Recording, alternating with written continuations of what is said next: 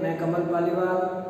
हमने पहले पढ़ा था विद्युत परिपथ के बारे में और विद्युत धारा के बारे में, विद्युत विभव के बारे में और विभवांतर के बारे में।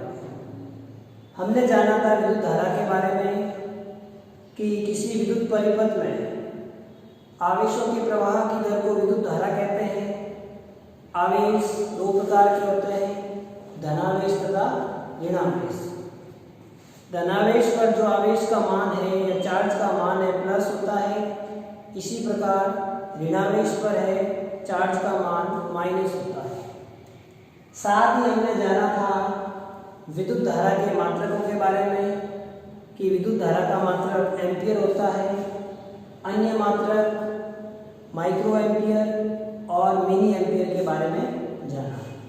आज हम पढ़ेंगे किसी विद्युत परिपथ में उपयोगी जो अवयव होते हैं उनके संकेत क्या होते हैं और वो कहाँ काम आते हैं।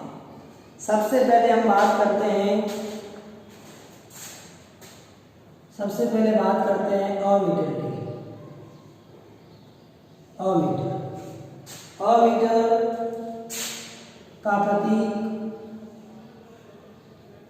इस टाइप से होता है और इसका उपयोग विद्युत धारा को मापने में किया जाता है। विद्युत धारा को मापने में किया जाता है।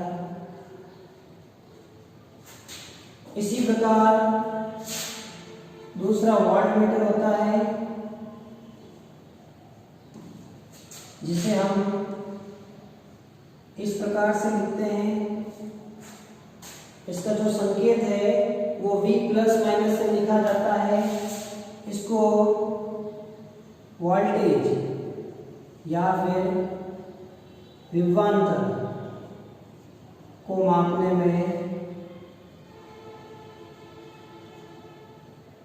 में प्रयोग लिया जाता है। तीसरी बात है धारा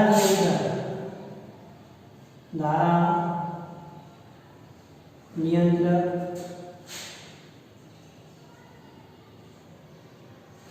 जब हम इस प्रकार का सिंबल या फिर इस टाइप से सिंबल बना देते हैं, इसे हम धारा नियंत्रक कहते हैं।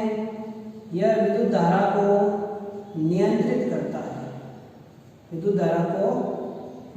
करता है।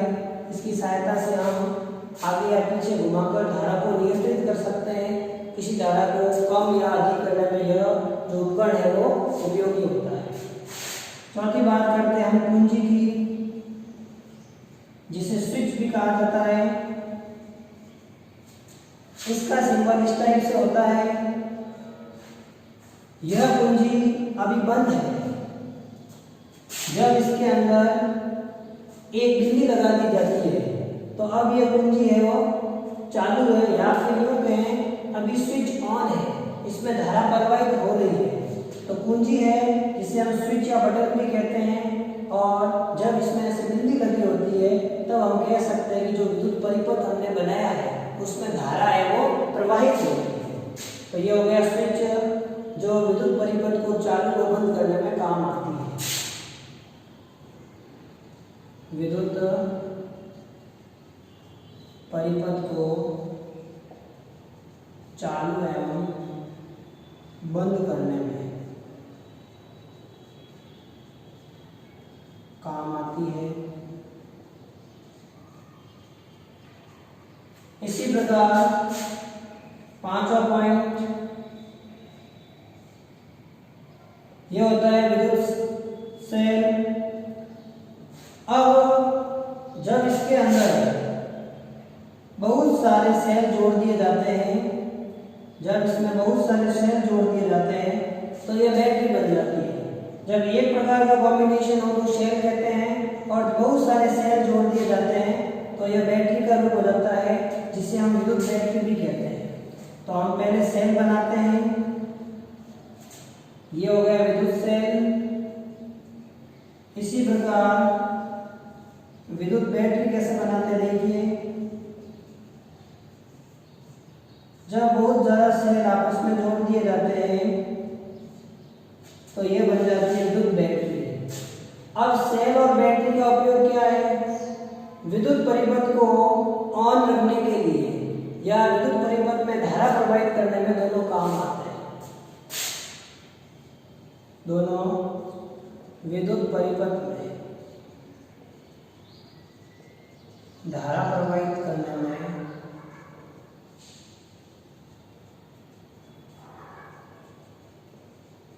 काम आते हैं। इसी प्रकार सातवां आता है विद्युत बल्ब।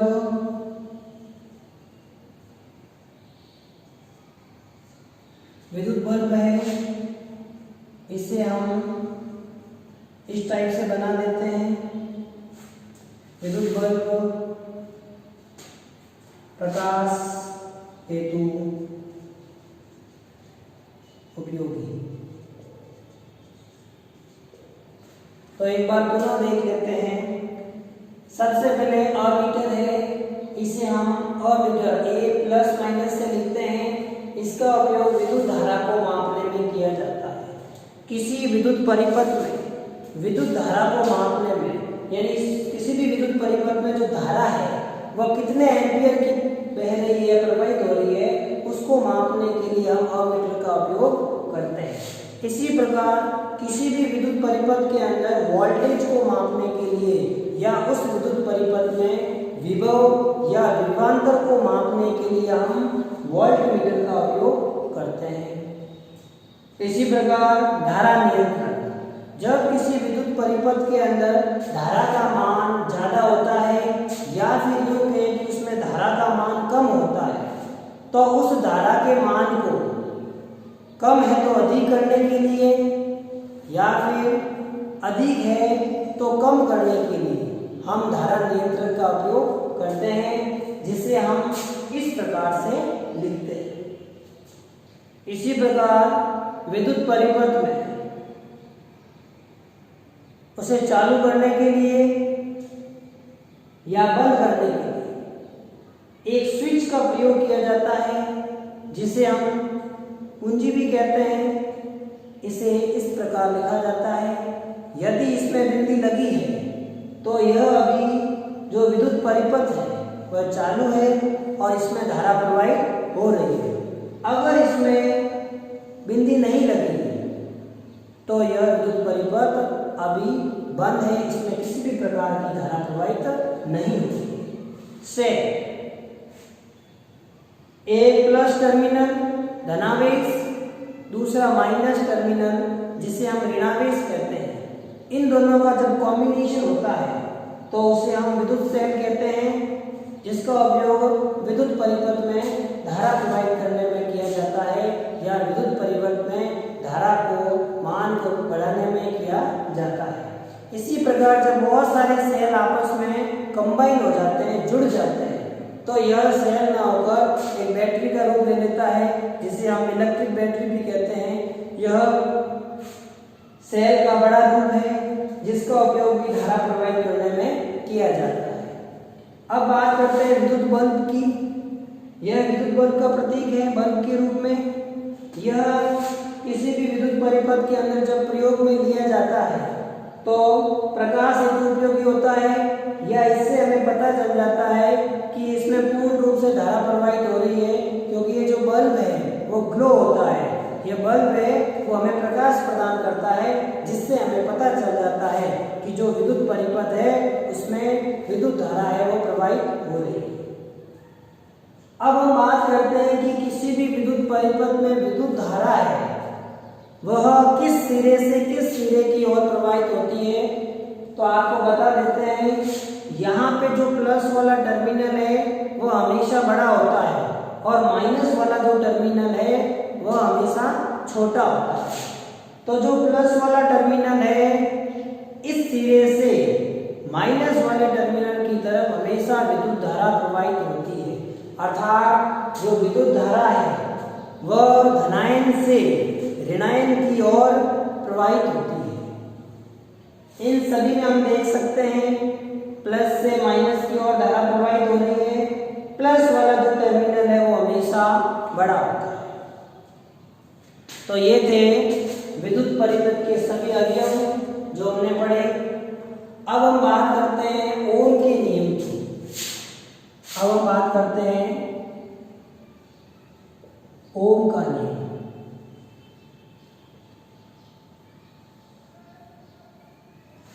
ओम का नियम क्या है?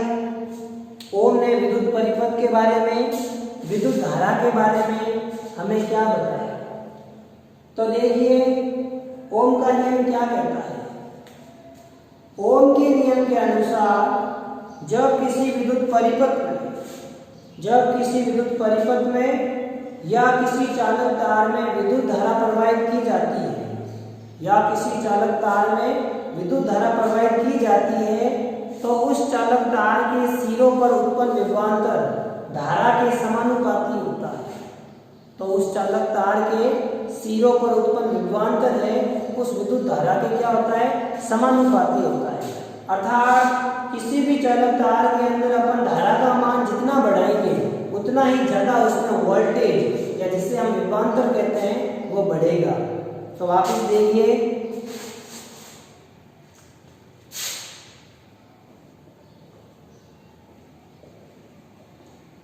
इस नियम के अनुसार किसी चालक तार में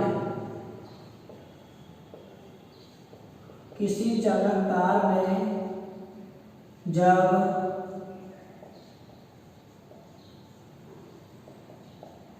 विद्युत धारा प्रवाहित की जाती है तो उसके सिरों पर उत्पन्न विभवांतर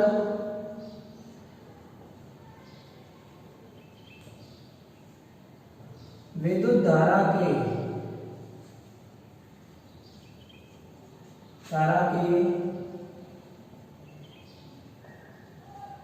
समानुपाती होता है। विद्युत धारा के समानुपाती होता है।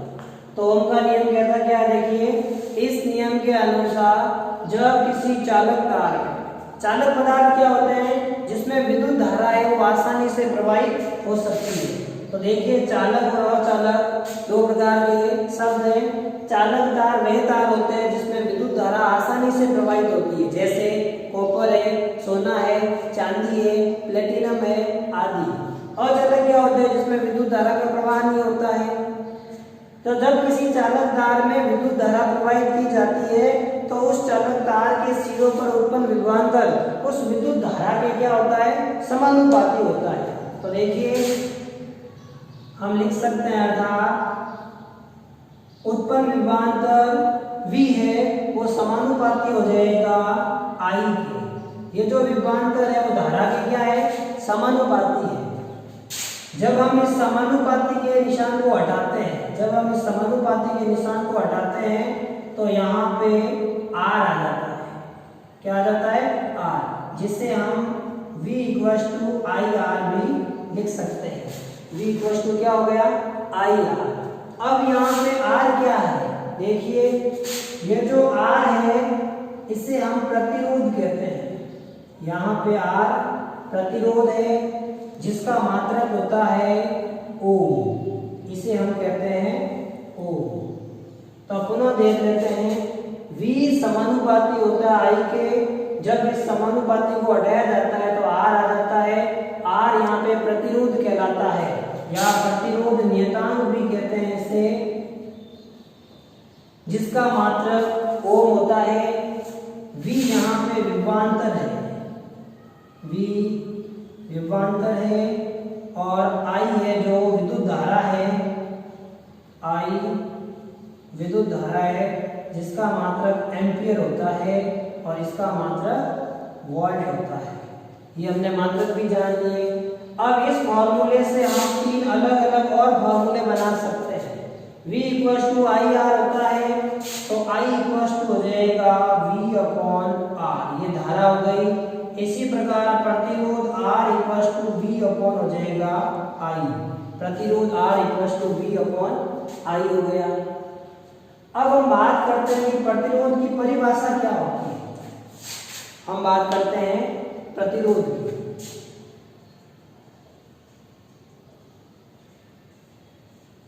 प्रतिरोध क्या होता है? जब किसी चालक तार में विद्युत धारा प्रवाहित की जाती है, या फिर यूं है कि जब आवेशों के जो प्रवाह की दर होती है उसमें कोई बाधा उत्पन्न हो जाती है, रुकावट उत्पन्न हो जाती है, तो उसे हम प्रतिरोध करते हैं। आवेशों के प्रवाह में उत्पन्न बाधा, आवेशों के प्रवाह में उत्पन्न बाधा या रुकावट प्रतिरोध कहलाती है। प्रतिरोध कहलाती है। तो आप इस देख सकते हैं, जब किसी भी चालक तार में विद्युत धारा प्रवाहित की जाती है तो हम जानते हैं कि इसमें आवेशों का प्रवाह होता है, और जब उन आवेशों के प्रवाह में कोई रुकावट उत्पन्न होती है या बाधा उत्पन्न होती है तो उसे हम प्रतिरोध कहते हैं, रेजिस्टिविटी या रेजिस्टेंस कहते हैं। यह प्रतिरोध जिसका मात्रक ओम होता है, क्योंकि इसकी खोज ओम के द्वारा की गई थी। इसका जो फॉर्मूला है R = V अपॉन क्या होता है, I, R = V upon I। अब हम बात करते हैं यहाँ से कि 1 ओम की परिभाषा क्या होती है। ये जो 1 ओम है इसकी परिभाषा क्या होती है? जब किसी चालक तार में 1 एम्पीयर विद्युत धारा प्रवाहित करने पर 1 वोल्टेज विभवांतर उत्पन्न होता है। पुनः देख लेते हैं, जब किसी चालक तार में 1 एम्पीयर विद्युत धारा प्रवाहित करने पर 1 वोल्टेज या 1 वोल्ट विभवांतर उत्पन्न होता है, तो उस चालक तार का प्रतिरोध 1 ओम कहलाता है। उस चालक तार का प्रतिरोध 1 ओम कहलाता है। तो देखिए, यदि विद्युत धारा हम 1 एम्पीयर लेते हैं, इसी प्रकार विभवांतर 1 वोल्ट लेते हैं, 1 वोल्ट लेते हैं, तो यहाँ जो प्रतिरोध है R वो 1/1 ओम होगा। कितना होगा? 1 ओम। तो पुनः देख लेते हैं, जब किसी विद्युत परिपथ के चालक तार में 1 एम्पीयर विद्युत धारा प्रवाहित करने पर 1 वोल्ट विभवांतर उत्पन्न होता है, तो उस चालक तार का प्रतिरोध 1 ओम प्राप्त होगा। तो आपको यह वीडियो जरूर अच्छी लगी होगी, आपको जरूर समझ में आई होगी। धन्यवाद।